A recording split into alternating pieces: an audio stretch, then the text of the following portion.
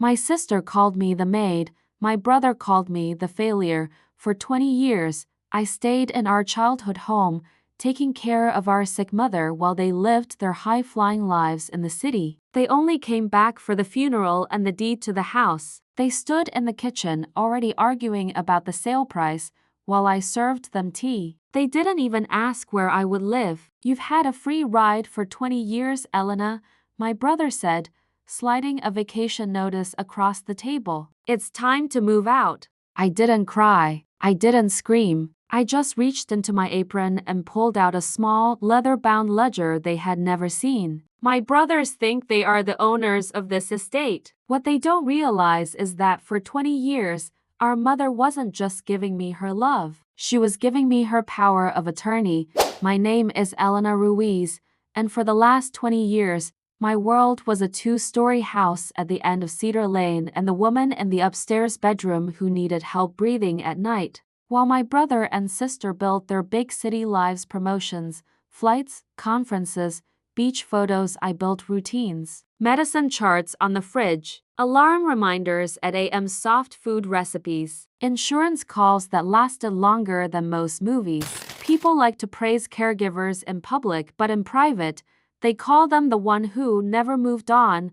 I didn't stay because I was weak. I stayed because someone had to be present when things were real, when pain was loud and paperwork was quiet. This house wasn't just property to me. It was schedules, signatures, and last conversations. The day they finally came back, they didn't return as family. They arrived as future sellers. And that was the morning everything changed. Caregiving doesn't happen in big moments. It happens in small, repeating ones. Refill the pill box. Check the oxygen line. Turn the sheets. Log the blood pressure. Repeat tomorrow. Repeat for years. In the beginning, my siblings called often. Video chats. Concerned voices. "You're doing an amazing thing, Elena, but praise travels cheaper than plane tickets." The calls became texts. The texts became thumbs-up reactions. Then silence, except on holidays. Medical bills didn't arrive silently though. Neither did repair costs. The roof leak, the heater failure, the bathroom rail installation after her second fall. I learned how to compare contractor quotes and argue with insurance adjusters. Not because I wanted to, because delay meant risk. I took freelance bookkeeping work at night to cover gaps. Sold my car and started using the bus. Told no one. Pride is expensive, but electricity is more. Mom hated that part. Whenever she was strong enough,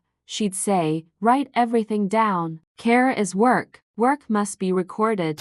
So I did. Every expense, every authorization, every reimbursement she insisted on signing, even when her hands trembled. Over the years, she signed many papers at this kitchen table, some medical, some financial, always slowly, always fully aware. My brother once joked on a rare visit, "You two and your documents like a mini government." He never asked what she was signing. He never read a single page. And that would become very important. They stayed exactly 48 hours after the funeral, and only 6 of those felt like mourning. The rest felt like inspection. My sister walked through the house with her phone out, taking photos like she was reviewing a rental. "The cabinets are dated," she said. "Buyers will negotiate hard on that."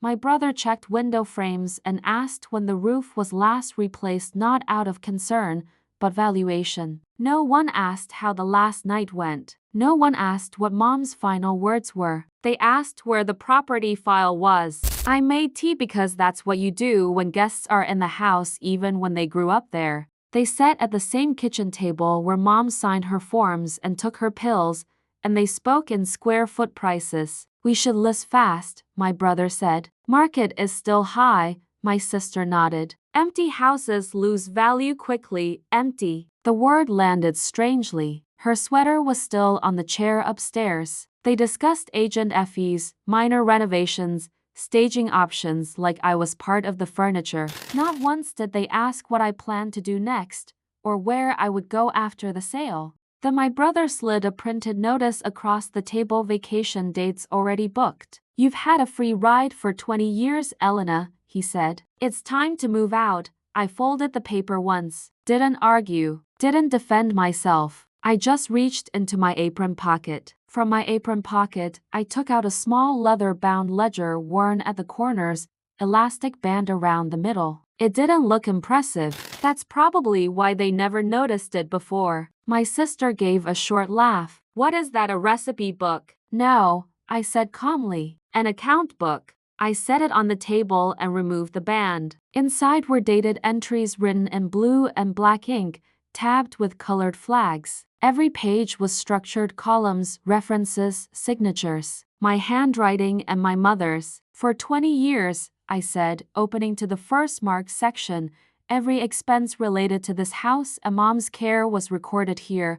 My brother waved a hand. You're not billing us now. Don't be dramatic. I'm not billing you, I replied. I'm documenting authority. That slowed him down. I turned pages. Medical equipment purchases signed reimbursement approvals. Home repairs signed authorization notes. Insurance deposits countersigned withdrawals. Utility transfers witnessed adjustments. Each major entry had my mother's signature beside it, sometimes shaky, sometimes firm, but always there. My sister leaned forward now, smile gone. Why would Mom sign your expense book? Because she insisted, I said. She said unpaid care turns invisible. Signed care becomes official. Near the center of the ledger was a thicker tab, red, not yellow or blue like the others. I opened to it carefully. A folded document copy was attached inside the back cover sleeve, notarized, stamped, and dated. My brother frowned. What is that supposed to prove? I looked at him evenly. That I was never just the maid in this house.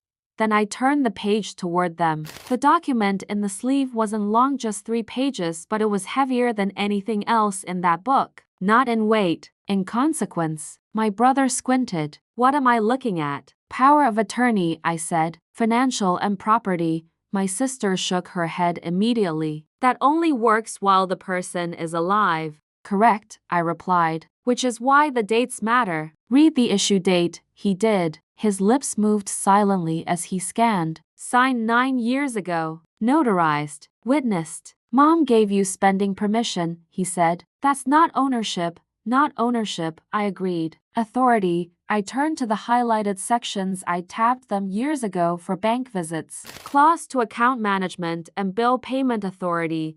Clause for property maintenance and contractor approval. Clause 6 reimbursement priority from estate before discretionary distributions. My sister frowned. What does that mean in normal language? It means, I said evenly, every dollar I spend maintaining this house and funding her care with her signed approval is recoverable from the estate before asset division. My brother leaned back. You're saying we owe you money. I'm saying the estate does. By her written order.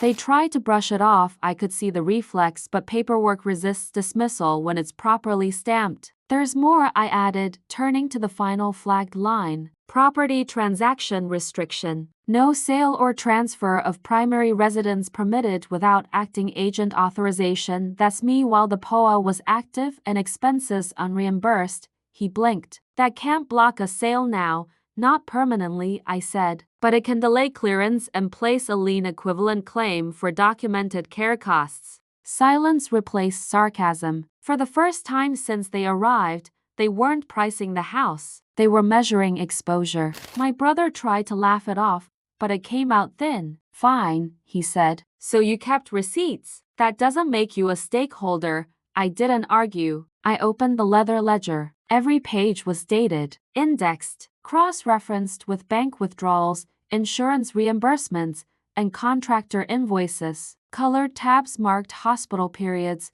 emergency repairs, medication spikes, and overnight nursing coverage. I turned it toward them. Year 1, I said calmly. Roof leak, structural patch, paid same day to prevent mold spread in her room. Flip. Year 4, insurance refusal. I covered the gap personally for 3 months. Flip. Year 8, wheelchair ramp, bathroom conversion, oxygen line installation. My sister leaned closer now, not dismissive anymore, scanning numbers instead of reacting to tone. These are big amounts, she said quietly. Yes, you're saying Mom approved all of this? I slid out a second envelope. Inside were authorization slips, each one signed in my mother's careful handwriting, some shaky, some strong, all witnessed. I never charged her market caregiver rates, I added. Only hard expenses and partial loss income offsets, exactly what she insisted on documenting.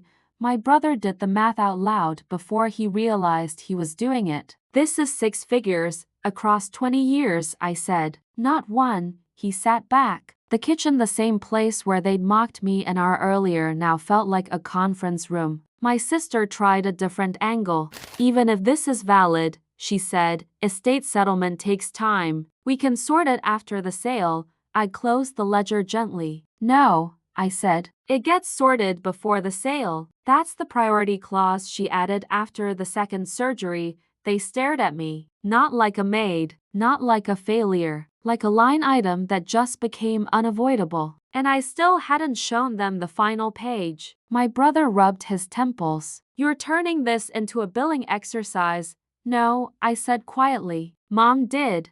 I slid my finger under the last folded sheet in the ledger, the one I'd never shown anyone, and opened it flat on the table. Unlike the others, this page wasn't expense records. It was a summary statement. Total out-of-pocket care costs. Approved reimbursements pending. Property preservation investments. Medical bridge payments. Emergency liquidity transfers. At the bottom was a sentence written in my mother's handwriting, darker ink, slower strokes. If this house still stands when I'm gone, it stands because Elena stayed. No one spoke. My sister swallowed. That's emotional, not legal, correct, I said. The legal part is attached.